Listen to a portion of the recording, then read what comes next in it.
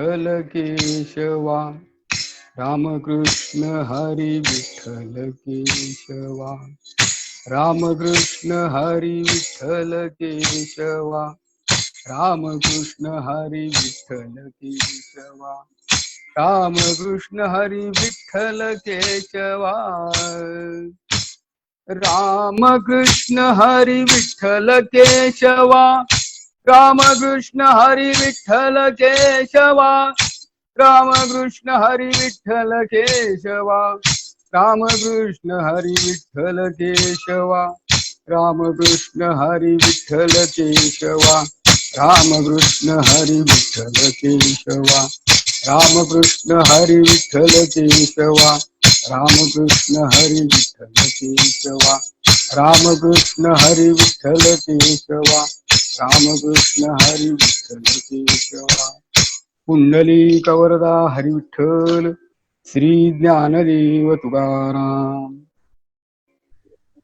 संपदा सोहळा नावडे मनाला, करीते टकळा पंढरीचा, जावे पंढरीसी आवडे मनासी, कधी एकादशी आषाढी हे.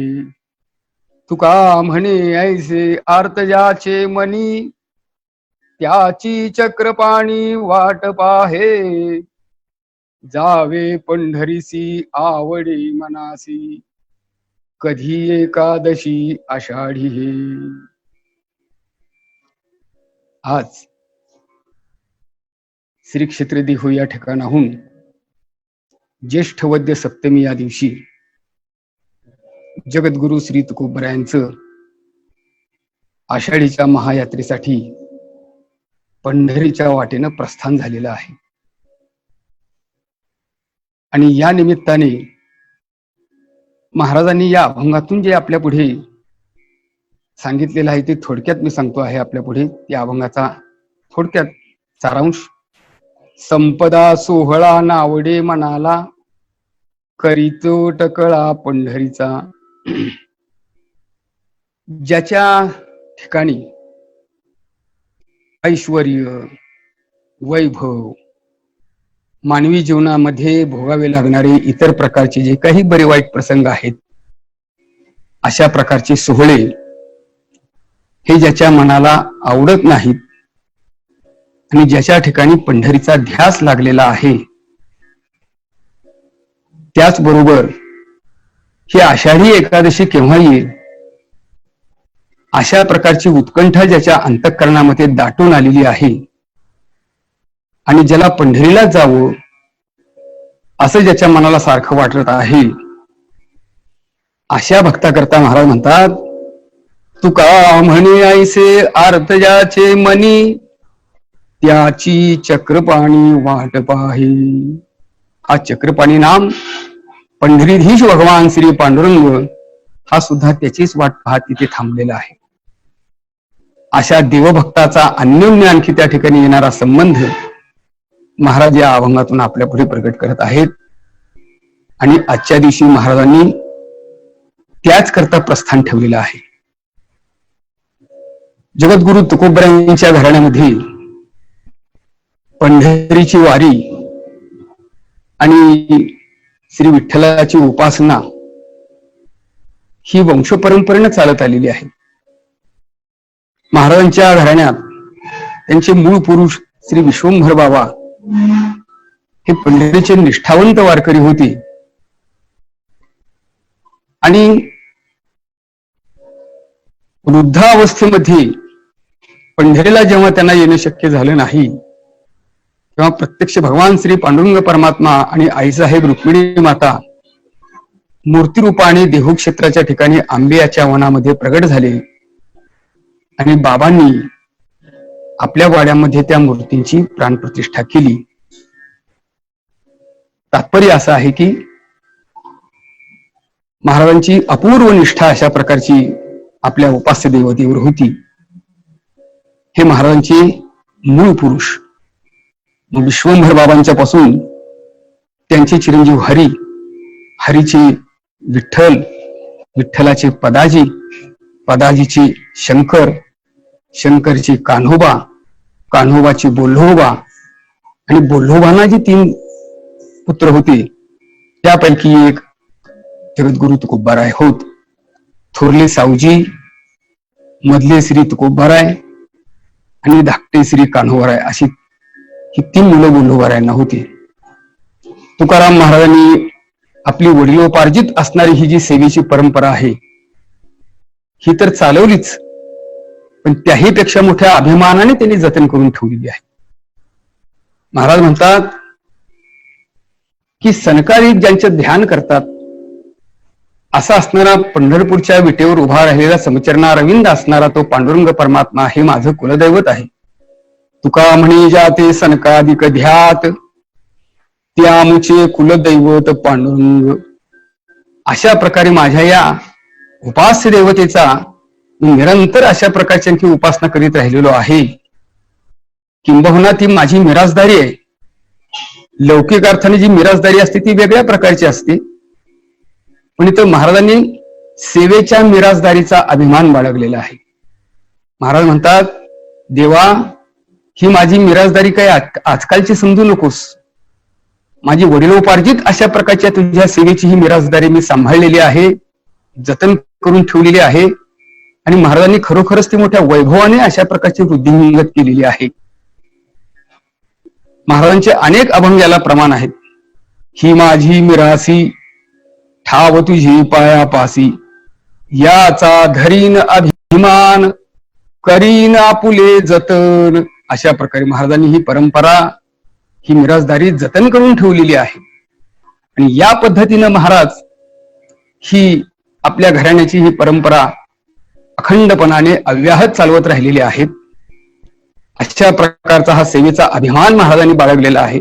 पंढरीची वारी करावी, एकादशी व्रत करावं, पंढरीरायाच्या पांडुरंगाच्या चरणाची सेवा करावी, हेच आपलं अशा प्रकारचं आणखी त्या ठिकाणी जीवित कार्य आहे. महाराजांनी अशा रीतीनं हा अनुभव स्वतः घेतलाच आणि इतरांनाही दिलेला आहे. तात्पर्य असं आहे की महाराज आपली वडिलोपार्जित पंढरीच्या वारीची ही परंपरा आणि विठ्ठल भक्तीची ही परंपरा ही त्यांनी स्वतः तर चालवलीच. महाराजांच्या चरित्रातून असा उल्लेख येतो की ते जेव्हा आषाढीला पंढरीच्या यात्रेकरता निघत तेव्हा 1400 वारकऱ्यांचा वैष्णवांचा समूह त्यांच्या बरोबर असायचा आणि मोठा भगवत नामाचा जयघोष करत अशा रीतीने महाराज पंढरीच्या वाटेला यायचे. नाचत जाऊ त्याच्या गावारी खेळिया सुख देईल विसावारे. या महाराजांच्याच उक्तीप्रमाणे अशा रीतीनं महाराज पंढरीला मोठ्या आनंदाने गदारोळ करत करा जय जयकार, वाद्यांचा गजर, मृदंग अपार, टाळ घोळ अशा पद्धतीने वैष्णवांच्या समागमामध्ये महाराज पंढरीची वारी करत होते. महाराजांनी आपली ही परंपरा चालू ठेवली. महाराजांचं फाल्गुन वद्य द्वितीया या दिवशी सदेह वैकुंठ गमन झालं आणि हीच वारीची परंपरा पुढे त्यांच्या घराण्यात पुढे चालू राहिली. पण त्यातही विशेष म्हणजे महाराजांचे कनिष्ठ चिरंजीव तपोनिधी श्री नारायण महाराज यांनी जगद्गुरु तुकोबरायांचा पालखी सोहळा काढायला सुरुवात केली आणि ज्येष्ठ वद्य सप्तमीला इसवी सन 1685 या वर्षामध्ये त्यांनी प्रथम जगद्गुरु तुकोबरायांच्या पादुका पालखीमध्ये ठेवल्या आणि पालखी सोहळ्याला प्रारंभ केला. पण यातही पुन्हा हा पालखी सोहळा थेट पंढरपूरला न येता सप्तमीला देहूला प्रस्थान झाल्यानंतर अष्टमीला तो अलंकापुरी गेला आणि आळंदीमध्ये ज्ञानेश्वर महाराजांच्या पादुका पालखीमध्ये घालून ज्ञानोबराय तुकोबरायांच्या या दोन्ही पादुका एकाच पालखीमध्ये नारायण महाराजांनी घातलेल्या आहेत. आणि वैष्णवांच्या समूहामध्ये टाळ मृदुंगाच्या जयघोषात आणि गरुड टक्के आणि पताकांच्या अशा प्रकारच्या मोठ्या वैभवासह आणि ज्ञानोबा तुकाराम असा भजन करीत हा सोहळा पंढरीकडे आणखी त्या ठिकाणी येऊ लागला. आषाढी वारीला तिथे अशा पद्धतीने पालखी सोहळ्याने सुरुवात झाली. हळूहळू महाराष्ट्रातील सर्वच संत क्षेत्रामधून अशा पद्धतीने पालखी सोहळे पंढरीला आषाढी करता येऊ लागले. आषाढ शुद्ध नवमीला पंढरीजवळ असणाऱ्या वाखरीच्या तळावर सगळ्याच पालख्या एकत्र येऊन दशमीच्या दिवशी सगळ्या यच्चयावत अशा महाराष्ट्रातून आलेल्या संत महात्म्यांच्या पालख्या आणि पंढरीमध्ये प्रविष्ट करत असत, आजही करतात. आणि असा हा पालखी सोहळा या पद्धतीनं पंढरीला सुरू झालेला आहे. नारायण महाराजांनी हा पालखी सोहळा सुरू केला. याचं प्रमाण आजही सप्तमीला प्रस्थान देहूचं होतं आणि अष्टमीला प्रस्थान अशा प्रकारचं आणखी आळंदीचं होतं. सन 1831 मध्ये श्री हैवतराव बाबा अरफळकर यांनी स्वतंत्रपणे ज्ञानेश्वर महाराजांचा पालखी सोहळा आळंदीहून सुरू केला. पण त्यातलं एक वैशिष्ट्य असं होतं की त्यांनी तिथीमध्ये बदल केला नाही. अष्टमीलाच अशा प्रकारचा तो पालखी सोहळा होत होता. तो आजही अष्टमी दिवशीच माऊलींचं प्रस्थान होतं, सप्तमी दिवशीच जगद्गुरु तुकोबरायांचं प्रस्थान होतं. आणि दोन्ही पालखी सोहळ्यामध्ये ज्ञानोबा तुकाराम या नामाचा जयघोष करत अशा प्रकारची आणखी वारकऱ्यांचा हा समाज, सगळ्या वैष्णवांचा नामधारकांचा हा समाज आषाढीच्या महायात्रेकरता पंढरीकडे अशा रीतीनं प्रस्थान ठेवतो. या संपूर्ण सोहळ्याचं वैशिष्ट्य आपण तेव्हापासून पाहत राहिलो तर एक गोष्ट आपल्याला निश्चितपणे लक्षात येईल की या ठिकाणी वयाचा, जातीचा किंवा तुमच्या सामाजिक तुमचा स्तर कोणता आहे या दृष्टीचा, तुम्ही शिकलेला आहात का न शिकलेला आहात, तुम्ही गरीब आहात का श्रीमंत आहात, तुम्ही कुठल्या जातीमधले आहात, तुम्ही शहरामधले आहात का ग्रामीण भागामधून आलेला आहात, याचा काही एक विचार नाही. सगळे आपण विठ्ठलाचे भक्त आहोत आणि त्याच्या भक्तीनं प्रेरित होऊनच आपण पंढरीच्या वाटेला निघालेलो आहोत. अशा एकाच अशा प्रकारच्या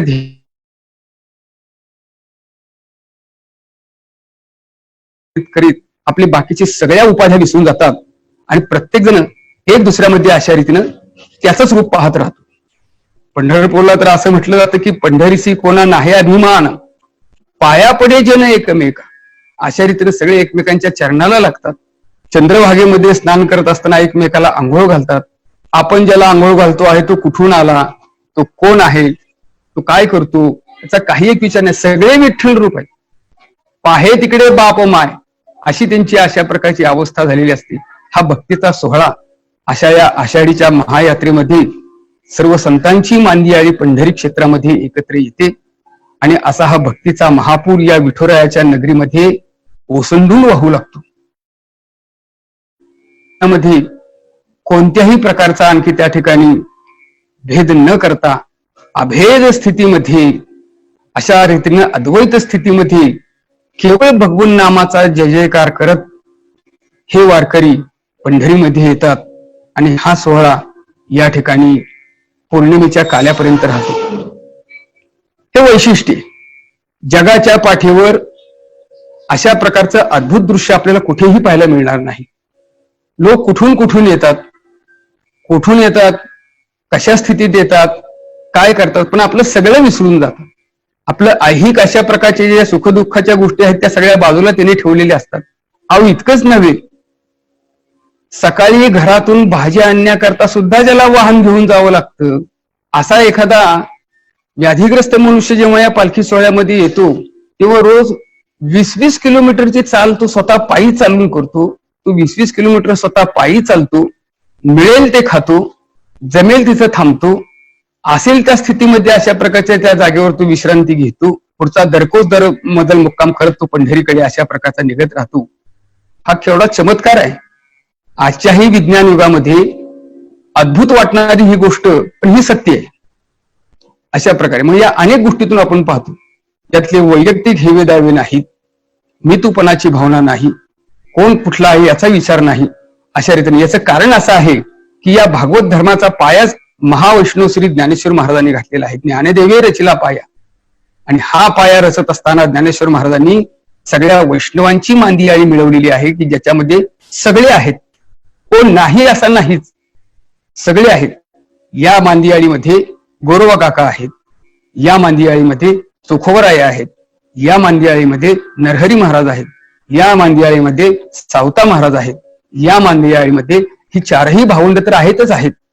अशा प्रकारच्या सगळ्या यारे यारे लहान थोर, याती भलती नारी नर, करावा विचार न लगे चिंता कोणासी, अशा पद्धतीने ही मांदियाळी एकत्र ज्ञानेश्वर महाराजांनी केली. मेळविली मांदी वैष्णवांची, असे तुकोबरायांनीच त्यांच्या संबंधातले उद्गार काढलेले आहेत.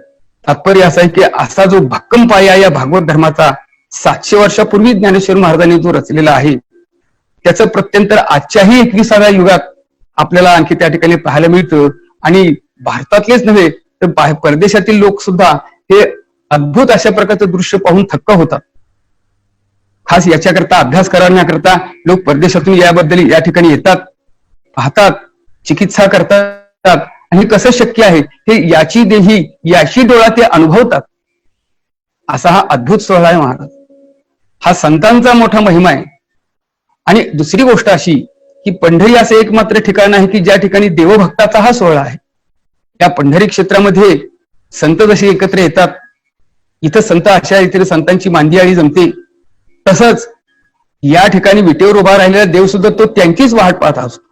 कधी माझे भक्त येतील, कधी मी त्यांना भेटेन, वाट पाहे उभा भेटीची आवडी, कृपाळू तातडी उतावीळ, अशा प्रकारचा तो त्यांना भेटण्याकरता उतावीळ झालेला असतो. नवे नवे केवळ त्यांची वाटेल ती कामं स्वतः करून त्यांना येण्याकरता आणखी प्रवृत्त करू, त्यांना येण्याची सवय मिळावी म्हणून तर त्यांनी चोखोबारांची ढोरं ओढली, म्हणून तर त्यांनी गोरबा काकांची माती तुडवली, म्हणून तर ते सावता महाराजांना शेतामध्ये काम करू लागले, म्हणून तर ते नरहरी महाराजांना घडू फुंकू लागले. तात्पर्य असं आहे की अशा रीतीने भक्त समागमे सर्व भावे हरी, सर्व काम करी न सांगता, असा देवही भक्ताच्या अंकित राहिलेला आहे. किंबहुना तो त्यांच्याकरताच सगुण साकार बनलेला आहे. माऊली असं म्हणतात, तया संगाचे सुरवाडे मज विदेहा देह धरणे घडे, किंबहुना आवडे निरूपबू. जेव्हा माझे भक्त येतात तेव्हा काय सांगावं अर्जुना, मी केवळ 2 हाताचा राहत नाही, माझ्या 4ही हाताने या भक्तांना आलिंगन देण्यासाठी मी उत्सुक असतो. अशा रीतीने मी 4ही हाताने दोरी दोन्ही भुजालो घेऊनी आलिंगावया लागुनी तयाचे अंग.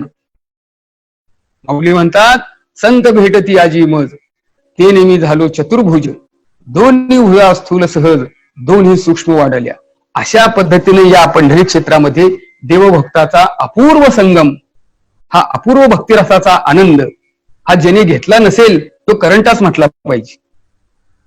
काय आनंद आहे, काय आनंद आहे. अशा प्रकारचा एकदा तरी हा सोहळा मनुष्याने आपल्या आयुष्यात येऊन हा अनुभवल्याशिवाय केवळ शब्दाचं काम नाही. तुकोबराय तर म्हणतात की या वैष्णवांच्या संगतीमध्ये पंढरीच्या वाटेला लागल्यानंतर महाराज म्हणतात की बरवा वैष्णवांचा संघ येतो सामोरा श्रीरंग. हा परमात्मा स्वतःच त्यांना सामोरा येतो. काय देवाला भक्ताची ओढ आहे आणि काय भक्ताला देवावरच्या दर्शनाची ओढ आहे. अशा प्रकारची अन्योन्य अशा रीतीने देवभक्तीचा हा सोहळा, देवभक्तांचा हा सोहळा पंढरी क्षेत्रामध्ये या पालखी सोहळ्याच्या निमित्ताने आपल्याला अनुभवायला मिळतो. वारा आहे, पाऊस आहे, गैरसोय आहे, अमुक आहेत, पण याचा काही एक विचार केला जात नाही. जसे असतील तसे जे मिळेल ते त्या त्या पद्धतीने त्या त्या मुक्कामावर त्या त्या पद्धतीनं हा वारकरी चालतच राहतो. हे वैष्णव चालतच राहतात. म्हणून तर तुकोबराय म्हणतात, तेथे सुखाची वसती, त्या ठिकाणी गाती वैष्णव नाचती, दिंड्या पताका झळकती, जे गर्जती हरिनामे, अशी स्थिती आहे. तात्पर्य असं आहे की अशा पद्धतीनं हा पालखी सोहळ्याचं फार मोठं वैशिष्ट्य आपल्याला अनुभवता येतं, आजही पाहायला मिळतं. हा वर्षानुवर्षे चाललेला हा सोहळा आहे. तपोनिधी नारायण महाराजांनी हा पालखी सोहळा सुरू केला आणि त्याबरोबर अवघा महाराष्ट्र सगळे अगदी अगदी म्हणजे सामान्य अतिसामान्य अशा प्रकारच्या मनुष्यापासून ते अगदी थेट उच्च पदस्थ असणारी व्यक्ती सुद्धा याच्यामध्ये सहभागी झाल्याशिवाय राहत नाही. कारण हा सोहळाच तसा मोठा अपूर्व स्वरूपाचा आहे, मनाला मोठा आणखी त्या ठिकाणी मोहून टाकणार आहे. लोक म्हणतात पंढरीच्या सोहळ्यामध्ये आम्ही आलो की आम्हाला बॅटरी चार्ज झाल्यासारखं वाटतं. वर्षभर असणाऱ्या आमच्या संसारामध्ये, आमच्या प्रपंचामध्ये आणखी ऐहिक अशा सगळ्या गोष्टीमध्ये शक्ती मिळते, ही मोठी ऊर्जा आम्हाला यातून प्राप्त होते. तात्पर्य असं आहे की असा हा विशेष स्वरूपातला सोहळा हा वर्षानुवर्षे पिढ्यानपिढ्या आणखी पंढरीच्या वाटेने चाललेला आहे. त्यापैकी या जगद्गुरु तुकोबरायांचं प्रस्थान झालेलं आहे. आज महाराज आणखी त्या ठिकाणी प्रस्थान होऊन देहूमध्येच इनामदार वाड्यात आज मुक्काम आहे. नियमाप्रमाणे आता उद्यापासून त्यांच्या खऱ्या अर्थाने पंढरीची वाटचाल सुरू होईल. उद्याच्याला अलंकापुरामध्ये महावैष्णव श्री ज्ञानेश्वर महाराजांचं प्रस्थान होईल आणि तेही अशा रीतीने आता पंढरीला प्रस्थान ठेवतील. पण हे प्रतिवर्षी चालणारं हे स्वरूप या वर्षी मात्र थोडस आपल्याला कुंठित करणार आहे. आपल्या सर्वांना माहिती आहे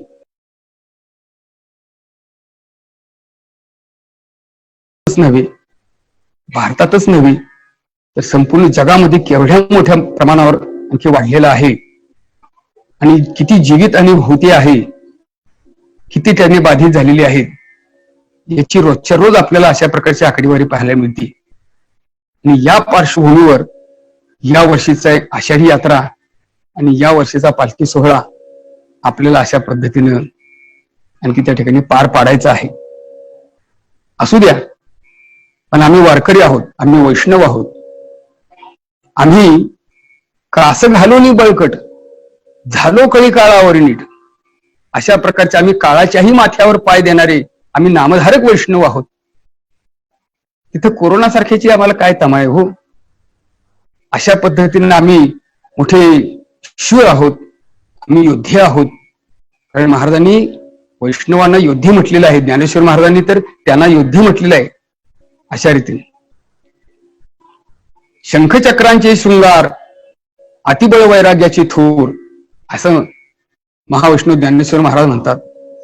तात्पर्य असं आहे की अशा भगवत नामाचं हत्यार घेऊन हा कळीकाळाला सामोरा गेलेला हा महान योद्धा म्हणजे हा वैष्णव आहे.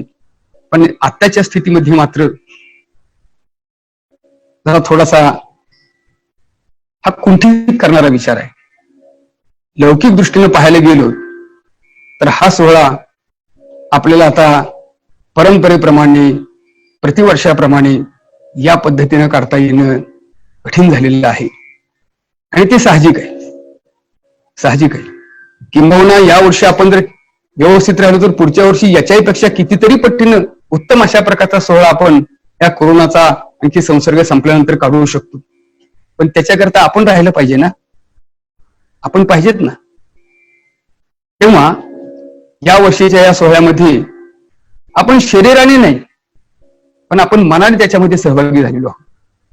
महाराजांचं प्रस्थान तर झालेलंच आहे. महाराज आता पंढरीला निघणारच आहेत, माऊली पंढरीला निघणारच आहेत. आपण त्यांच्याबरोबरच आहोत, पण मनाने आपण मनाने चाललेलो आहोत.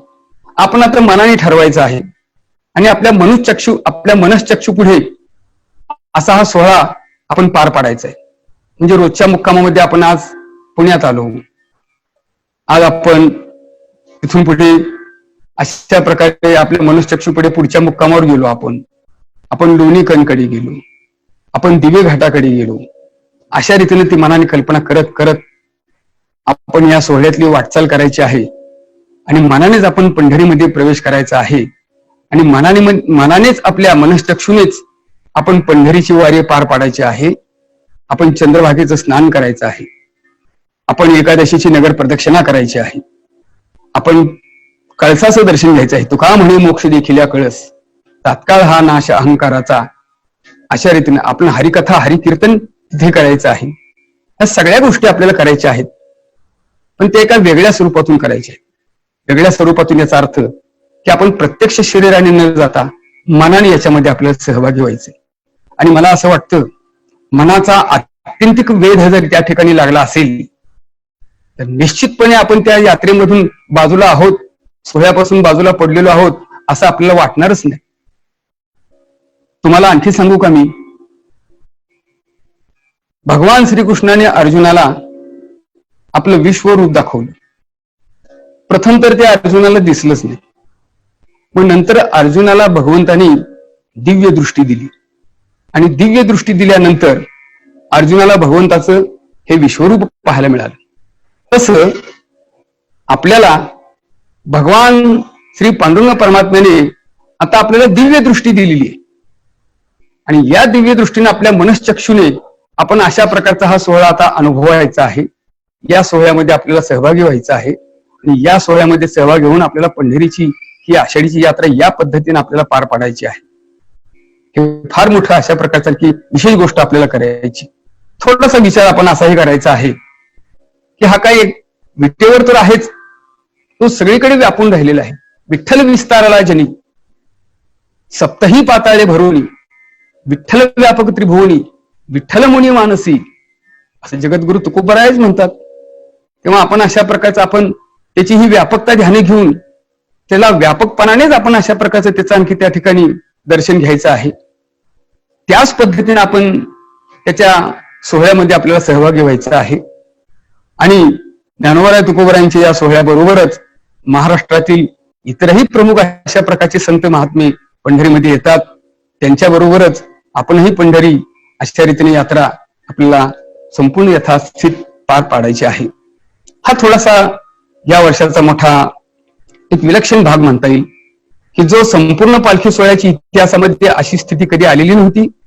आतापर्यंत अशा प्रकारचा अनुभव कधीच आणि कोणालाच आलेला नव्हता. यामध्ये मनुष्याच्या जीवनातील जेवढी जेवढी क्षेत्र आहेत त्या सगळ्या क्षेत्रावर या प्रकारच्या रोगाच्या प्रादुर्भावाने परिणाम झालेला आहे. त्यात आपण तरी बाजूला कसं का असू शकणार. त्यामुळे या सगळ्या गोष्टीच्या बाबतीत आपणही थोडीशी काळजी घेणं, दक्षता पाळणं आणि मुख्य म्हणजे आपली पारमार्थिक वृत्ती ही लक्षात घेऊन आपण त्याच पद्धतीनं आपण त्या ठिकाणी अशा रीतीने आपला नेम पार पाडायचा आहे. तो आपण निश्चित पार पाडू. आपण वारकरी आहोत, आपण वैष्णव आहोत, तेव्हा आपण या सगळ्या गोष्टी सांभाळूनच करणार आहोत. आणि जर भेद नाही, आपल्यामध्ये कुणामध्ये भेद नाहीये, तेव्हा आपण जिथे असाल तिथे आपल्या गावामध्ये, आपल्या ठिकाणी, आपल्या वाडीवर, आपल्या वस्तीवर जिथे असाल तिथे आपल्याला हे सगळं पार पाडायचं. हा पांडुरंग परमात्मा असं म्हटलेलं आहे संतांनी की वाट पाहे उभा भेटीची आवड. तो तुमची वाट पाहत इथे विटेवर उभा राहिलेला आहे. पण आता असं होणार नाही. तो तुमची वाट पाहत इथे उभा राहणार नाही. आता तो तुमच्या भेटीकरता तुमच्याकडे येणार आहे. तुम्हाला भेटण्याकरता आता तुमच्या ठिकाणी येणार आहे. म्हणून तुम्ही जिथे असाल तिथे तिथे तुमचं मंदिर आहे. छोटंसं गाव आहे, त्या गावात विठ्ठलाचं मंदिर आहे. छोटीशी वाडी आहे, त्या वाडीमध्ये विठ्ठलाचं मंदिर आहे. छोटीशी अशा प्रकारची वस्ती आहे, तिथेही काहीतरी आणखी त्या ठिकाणी स्थान आहे. तिथेच आपण एकत्र यायचं आहे. तिथेच आपण आणखी भजन पूजन करायचं आहे. तिथे आपण सगळ्या गोष्टी सांभाळून आपल्याला सगळ्या गोष्टी या सगळ्या पार पाडायच्या आहेत. एकत्र यायचं आहे याचा अर्थ आणखी लक्षात घ्या, सोशल डिस्टन्सिंग पाळून आपल्याला एकत्र यायचं आहे, हेही लक्षात घ्या. त्या पद्धतीने आपल्याला ही उपासना आपल्याला करायची आहे. आणि तो तिथे आपल्याला दर्शन देण्याकरता येणार आहे. मग याच्यामध्ये भेद ठेवायचा नाही, याच्यामध्ये आपल्याला भेद ठेवायचा नाही. गावामध्ये विठ्ठल मंदिर आहे, विठ्ठल मंदिरामध्ये सगळ्यांनीच आणखी त्याचं दर्शन त्या दिवशी करावं. बाहेरून का होईना करावं, जसं जमेल तसं करावं. आत्ताच्या परिस्थितीमध्ये आपल्याला जसं शक्य असेल त्या पद्धतीनं करावं. आणि याच्याबद्दल कुठलाही भेदाभेद न धरता, किंबहुना विष्णुमय जग वैष्णवांचा धर्म भेदाभेद भ्रम अमंगळ, अशा प्रकारचा वैष्णवांचं पहिलं लक्षण जर कोणतं असेल तर तो भेद मानत नाहीत. भेद मानत नाहीत. रामेश्वर शास्त्रींनी तुकोबरायांच्या संबंधाने उद्गार असे काढलेले आहेत की वैष्णवाची याती वाणी जो आपण भोगितो पतन कुंभपाक, अशा प्रकारे म्हणून आपण अशा प्रकारच्या जातीविरहित स्थितीमध्ये संतांनी आपल्याला सांगितलेलं आहे. यातायाती धर्म नाही विष्णुदासा निर्णय हा ऐसा वेदशास्त्र. वेदशास्त्राने सुद्धा अशा प्रकारचा हा निर्णय दिलेला आहे की विष्णुदासांच्या मध्ये असा हा भेद राहत नाही.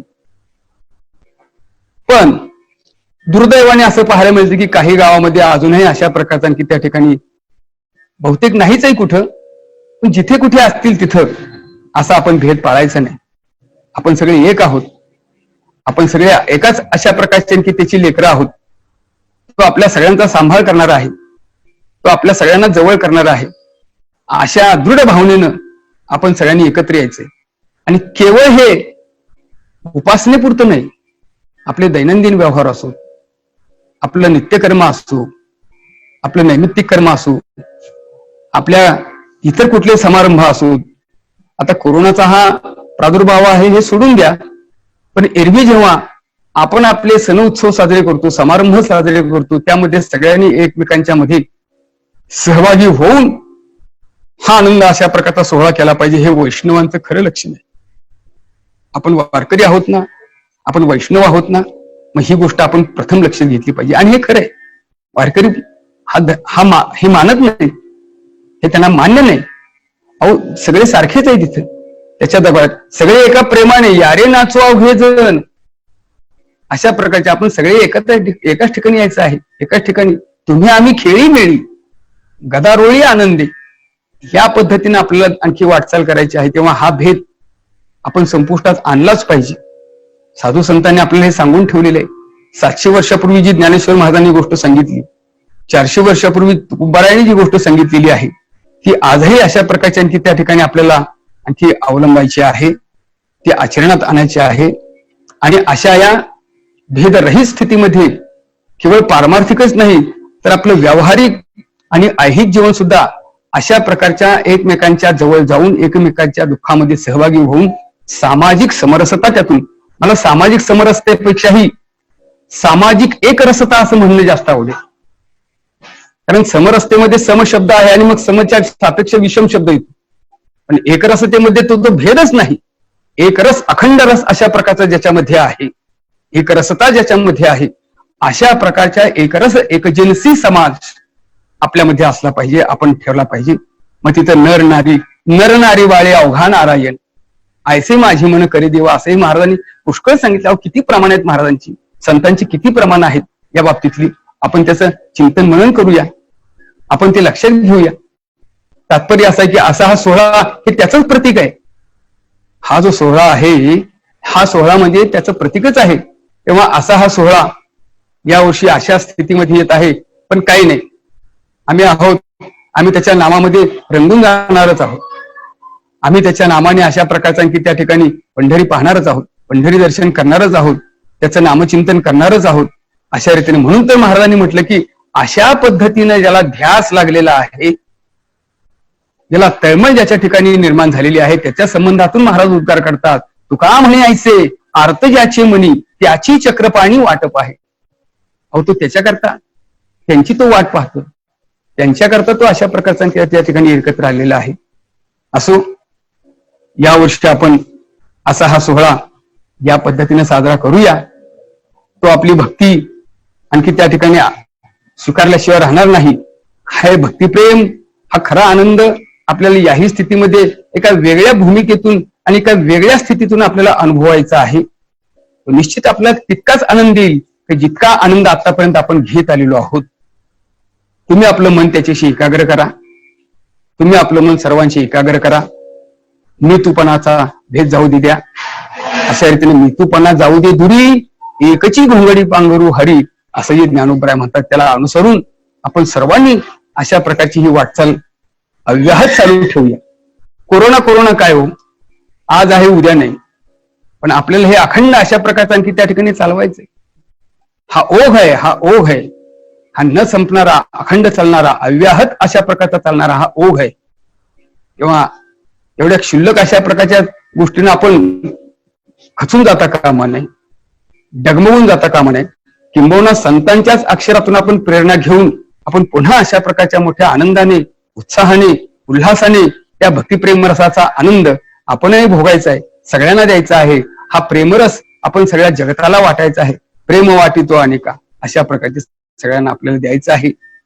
तेव्हा हा सोहळा हे विशेष स्वरूप यावर्षी आपण अनुभवतो आहोत.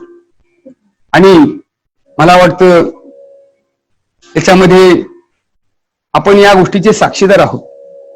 पुढच्या पिढ्या येतील, मागच्या पिढ्या गेल्या, पण आज जे आपण पाहतो आहोत ते आपण एका संक्रमण अवस्थेमध्ये आपण अशा प्रकारच्या स्थितीमध्ये पाहतो आहोत. आणि संक्रमण स्थितीमध्ये काय घडत आहे याचे आपण साक्षीदार बनत आहोत. तेव्हा यातून आपण पुन्हा उभारी घेऊन हा आपल्या संतांचा संदेश, संतांचा आशीर्वाद, भगवंताचा आशीर्वाद आपण सतत आपल्या आणखी त्या ठिकाणी मस्तकावर धारण करून आपण ही वाटचाल अखंडपणाने चालू ठेवूया आणि त्यांच्याच नावाचा आपण जयघोष करत राहूया, जयघोष करत राहू द्या. कुंडली गौरवा हरी विठ्ठल, श्री ज्ञानदेव तुकाराम.